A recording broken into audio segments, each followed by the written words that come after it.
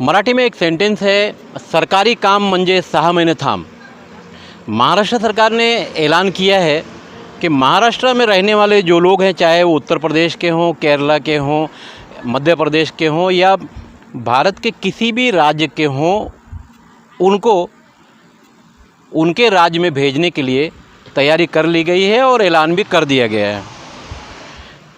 इस काम को करने के लिए, जैसे मैं भिवंडी शहर से हूँ, अगर आप भिवंडी शहर में रहते हैं तो आपको एक फॉर्म मिलेगा और फॉर्म में आप भिवंडी में रहते हैं, उसका पूरा पता, आपका कॉन्टेक्ट नंबर और आधार कार्ड का जो नंबर है वो, कितने लोग हैं, ये सारा उस फॉर्म में भरना है।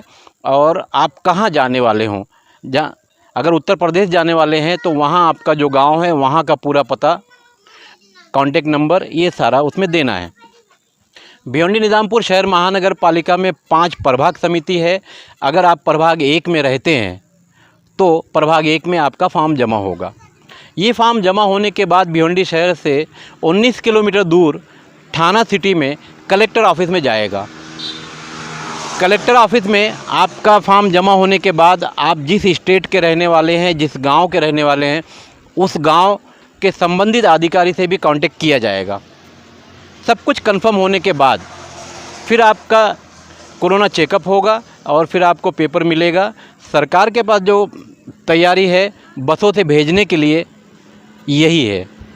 अब बड़ी बात यह है कि भिवंडी शहर में फॉर्म जमा होना, फिर भिवंडी से थाना जाना, इंक्वायरी होना, और आप किस स्टेट के या किस गांव के रहने वाले हैं, उस गांव से कांटेक्ट करने के बाद ही आपका वो फॉर्म मंजूर होगा। इसलिए मैंने कहा कि सरकारी काम म्हणजे 6 महिने थांब। इस काम को आसान बनाया जा सकता था, मगर अब महाराष्ट्र में रहने वाले जो भी मज़दूर हैं, विद्यार्थी हैं या टूरिस्ट हैं, जो भी कहीं भी फंसे हुए हैं, चाहे लारी वाले हैं, अब सरकार के ऊपर उन्हें भरोसा नहीं रह गया है। मेरे ठीक पीछे ये परिवार है 2 अलग अलग ठिकानों का।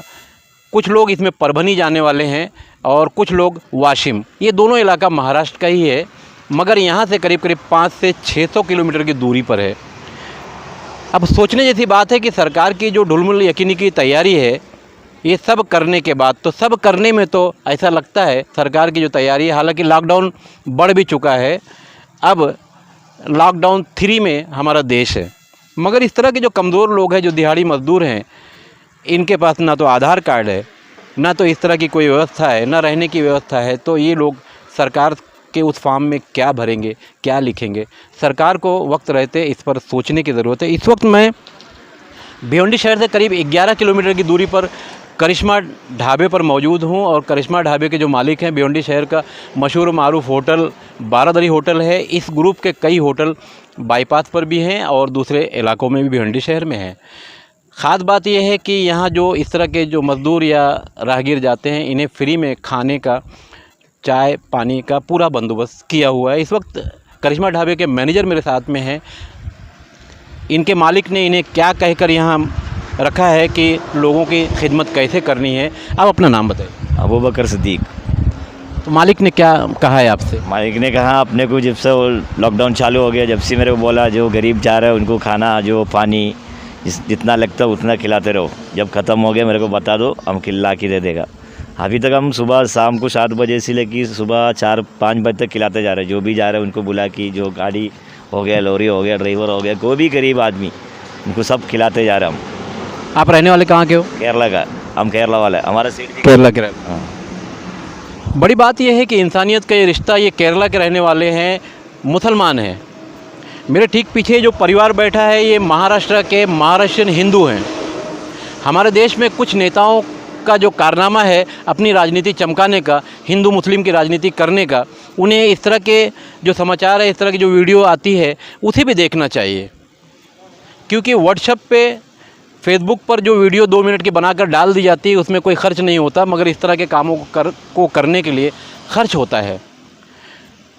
ये मेरे साथ में अबूबकर हैं, केरला के रहने वाले हैं। क्या लेना देना है यहाँ के लोगों से, मगर इनके जो मालिक हैं, दोनों मालिकों को मैं अच्छी तरह जानता हूँ, शमसुद्दीन और शरफुद्दीन।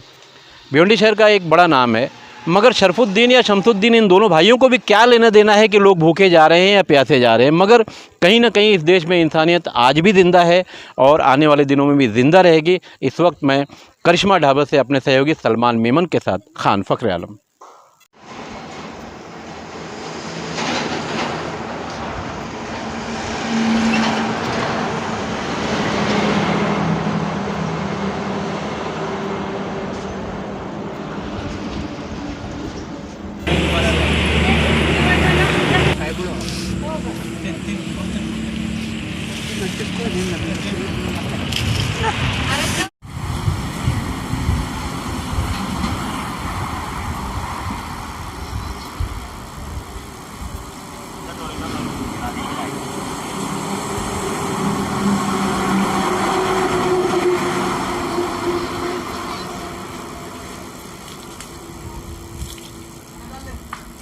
आइए खाना खाओ भाई। आजा भाई